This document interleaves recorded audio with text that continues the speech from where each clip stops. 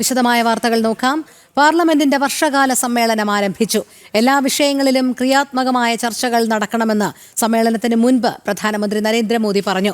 ഭീകരതയ്ക്ക് കനത്ത തിരിച്ചടിയാണ് ഭാരതം നൽകിയതെന്നും രാഷ്ട്രീയ നിലപാടുകൾ വ്യത്യസ്തമാണെങ്കിലും രാഷ്ട്രത്തിനു വേണ്ടി ഒരുമിച്ച് നിൽക്കണമെന്നും പ്രധാനമന്ത്രി ആഹ്വാനം ചെയ്തു.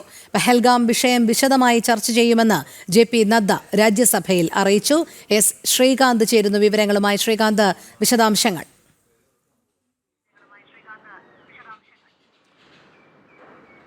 പാർലമെന്റിന്റെ വർഷകാല സമ്മേളനം രാവിലെ ആരംഭിച്ചു.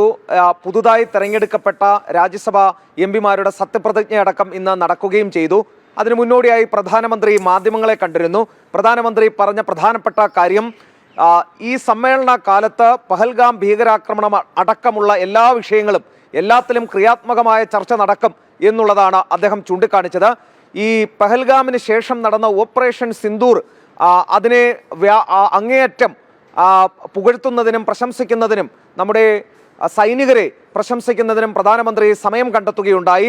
അതിനുശേഷം അദ്ദേഹം ചൂണ്ടിക്കാണിച്ച കാര്യം നമ്മുടെ തദ്ദേശീയ ആയുധങ്ങളുടെ മികവ് പ്രകടിപ്പിക്കപ്പെട്ട ഒന്നാണ് ഈ ഓപ്പറേഷൻ സിന്ദൂർ എന്ന് പ്രധാനമന്ത്രി ചൂണ്ടിക്കാണിക്കുകയും ചെയ്തു.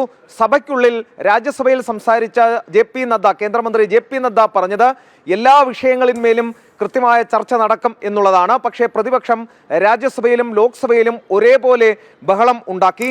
ആദ്യഘട്ടത്തിൽ 12 മണിവരെ രാജ്യസഭ നിർത്തിവെച്ചു. പിന്നീട് ലോക്സഭ 2 മണിവരെയും നിർത്തിവെച്ചിട്ടുണ്ട്.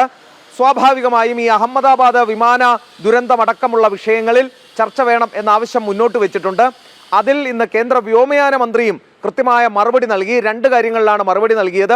ഈ ബ്ലാക്ക് ബോക്സ് പരിശോധിച്ച കാര്യത്തിൽ അത് ഇന്ത്യയിൽ തന്നെ ഇതാദ്യമായി നടത്തപ്പെട്ടു എന്നുള്ളതാണ് അദ്ദേഹം പറഞ്ഞത്.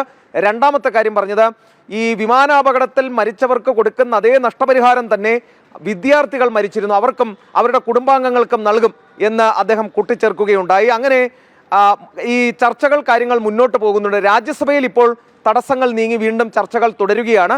ലോക്സഭ 2 മണിവരെ നിർത്തിവെച്ചിട്ടുണ്ട്. ശരി, ശ്രീകാന്താണ് വിവരങ്ങൾ നൽകിയത്.